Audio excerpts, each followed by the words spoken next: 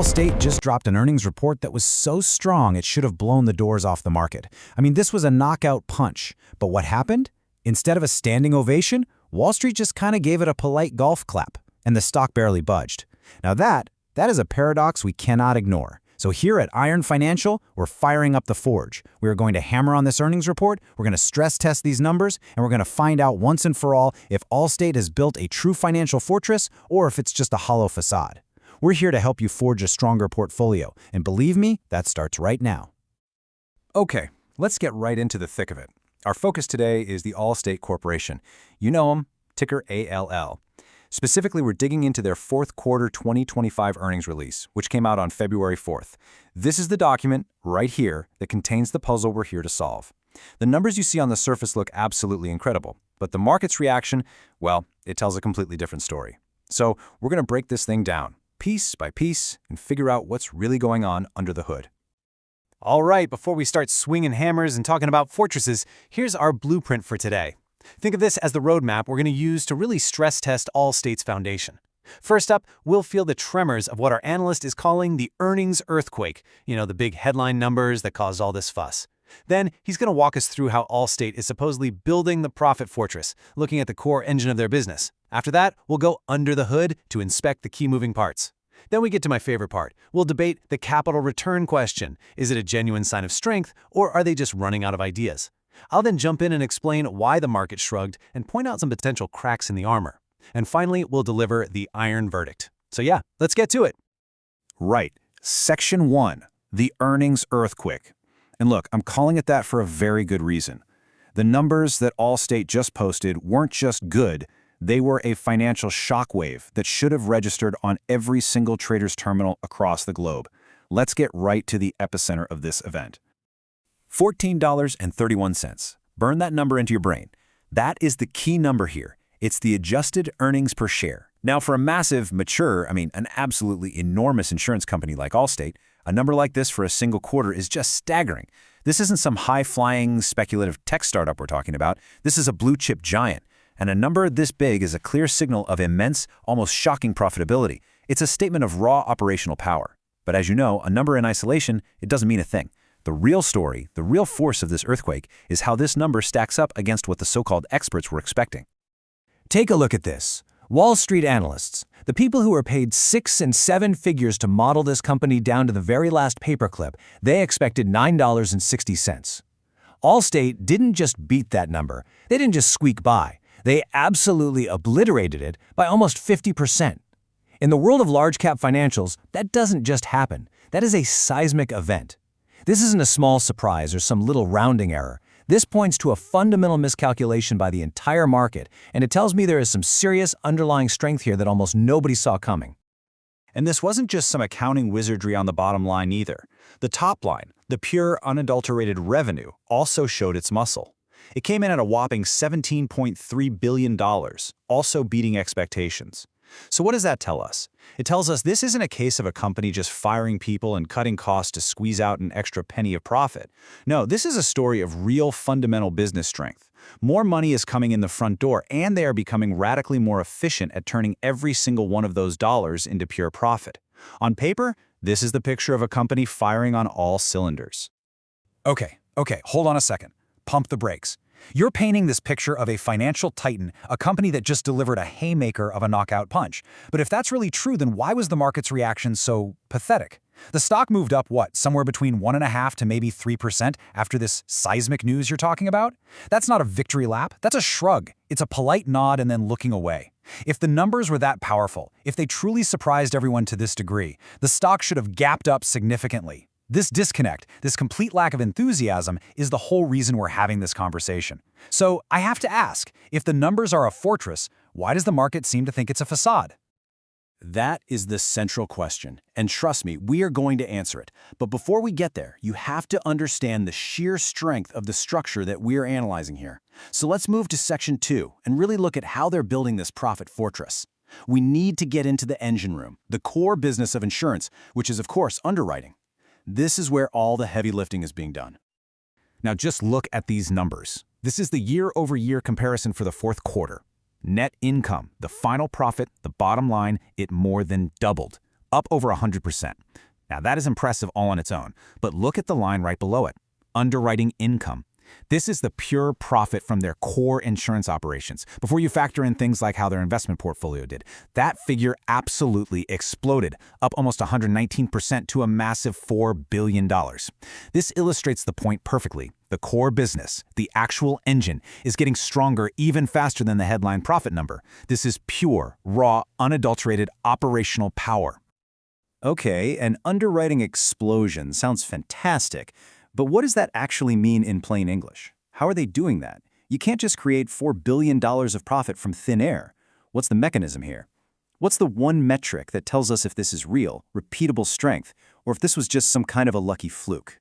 It all comes down to one single number, the single most important metric for judging the health of a property and casualty insurer like Allstate.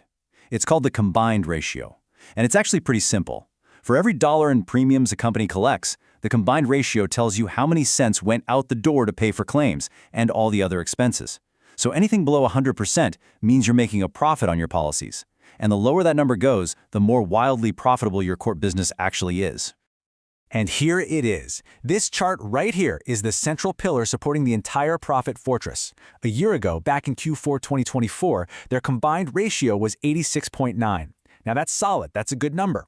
It means for every dollar they collected in premiums, they were paying out about 87 cents, which left them with a nice 13-cent profit. Now look at Q4 2025. The ratio plummeted all the way down to 72.9. To put that into perspective for you, most well-run insurers are thrilled to operate in the low to mid-90s, so a drop of 14 points in a single year is nothing short of monumental. It means they are now keeping over 27 cents of every single premium dollar as pure underwriting profit.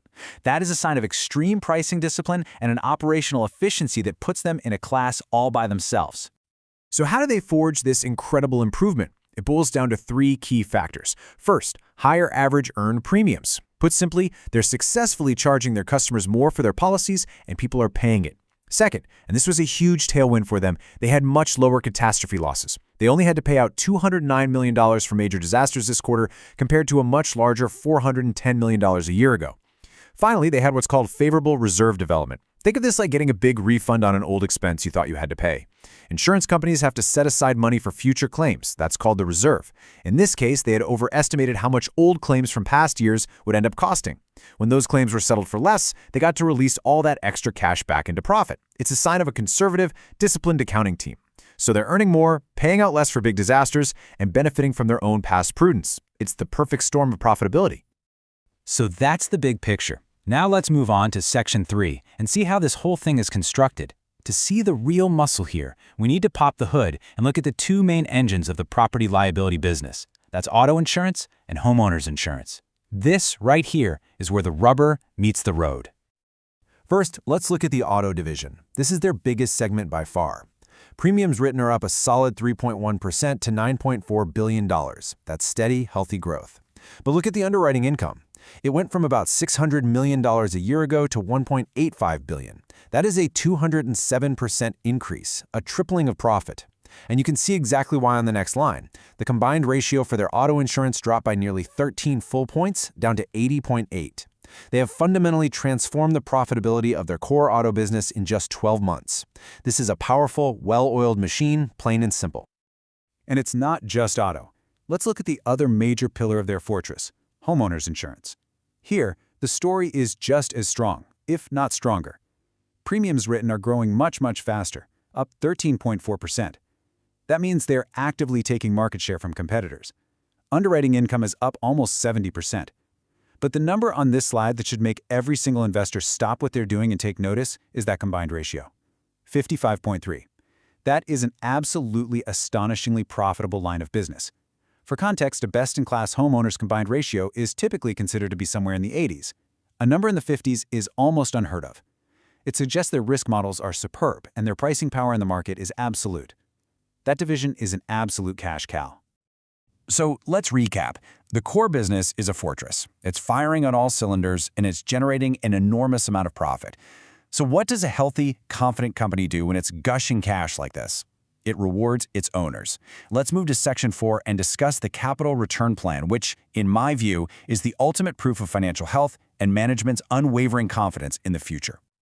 They're not just talking the talk. They are backing up their confidence with cold, hard cash. First, they increase the dividend to $1.08 per share. That's a direct cash payment right into the pockets of shareholders. Second, and this is even more significant, they announce a new $4 billion share buyback program. That's a huge number. This means the company is going to go into the open market and buy its own stock, which reduces the number of shares out there and makes each remaining share that you own more valuable. It is a massive vote of confidence from the people who know the business best, the management team itself. Or let me just offer another interpretation here. Is this really a sign of confidence? Or could it be a sign of stagnation? Are we looking at a confident giant flexing its financial muscle? Or are we looking at a mature, slow-growth company that has simply run out of innovative ideas for how to invest that $4 billion for future growth? I mean, giant buybacks can also be a signal that a company believes its best growth days are far behind it, and the only thing left to do is to start slowly liquidating itself for the benefit of shareholders. It's a legitimate question that the market is clearly asking. And that very question brings me to Section 5. I'm going to take the lead here for a bit, because we need to talk about why the market gave this seemingly incredible report a collective bored shrug. Because the market isn't just looking at the last quarter's results in a vacuum. No, it's looking ahead. And when you start to do that, you begin to see some potential cracks forming in this so-called fortress's armor. This headline, from an analysis by A Invest, sums up the entire bear case perfectly. A market priced for perfection. So what does this mean? It means that investors and the market may have already anticipated these great results. The stock had a really strong run-up into the earnings announcement. You have to remember, the market isn't dumb. It saw the trends in pricing, it saw the lower catastrophe losses. So the question isn't whether the news was good. Of course it was good.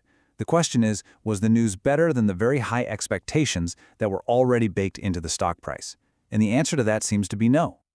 And this quote from that same report gets right to the heart of the problem for anyone thinking of buying the stock now. The bar has been set incredibly high. This spectacular, record-breaking performance isn't a surprise bonus anymore. It's the new expectation. It's the new baseline. For the stock to go meaningfully higher from here, Allstate doesn't just have to be good, it has to be this good every single quarter from now on. Any slip, any return to more normal levels of profitability won't just be a small miss, it will be seen as a colossal failure. They are now, in a way, a victim of their own success. The market has priced them for absolute perfection, and perfection is a very, very difficult thing to maintain. And maintaining that level of perfection gets even harder when you look at what's happening in the broader industry. This is what we call the best house in a deteriorating neighborhood problem. On the left side, you have Allstate's reality, strong growth and incredible pricing power. But on the right side, you have the industry trend. The global property and casualty market is softening. Prices are coming down. Commercial insurance rates are actually falling. It's becoming a buyer's market again. So the big question is, how long can Allstate defy this gravity? Are they truly a superior operator who can thrive in any environment? Or are they just enjoying a temporary high before the industry-wide headwinds inevitably drag them back down to earth with everyone else? All right, we've laid out all the evidence, we've heard the bull case for a fortress built on solid operational steel, and we've heard the bear case for a facade with cracks hidden by sky-high expectations. It is time to bring it all together, weigh both sides, and deliver the final verdict. Is Allstate an opportunity for investors to get in, or is it a carefully laid trap? The bull case, the fortress argument, is built on undeniable facts. A massive earnings beat that completely crushed Wall Street's expectations. Huge record-breaking underwriting profit that was driven by a dramatically improved combined ratio. This is a company that is in complete control of its operations, and it's so confident in its future that it's returning billions and billions of dollars to its owners. It's a picture of strength. And the bear case, the trap, is just as compelling, you have to admit. That muted market reaction is a huge red flag. It's telling you that all this good news was already priced into the stock. The bar is now set at a level of perfection that will be nearly impossible to sustain, especially as the entire insurance industry is facing softening conditions and headwinds. The question isn't how good the last quarter was. The real question is about the sustainability of these incredible results. And that, right there, is the crack in the armor. So that's where we leave you. We've hammered on the facts and we've exposed both the underlying strength and the potential weakness. The final question is for you to decide. Is the market's cautious shrug a clear warning sign that the easy money has already been made and this is a classic value trap? Or is it the exact opposite? Is Wall Street's lack of enthusiasm creating the perfect entry point for you to buy a best-in-class operator at a reasonable price before the rest of the crowd wakes up and realizes this fortress is in fact the real deal? The answer will determine your next move.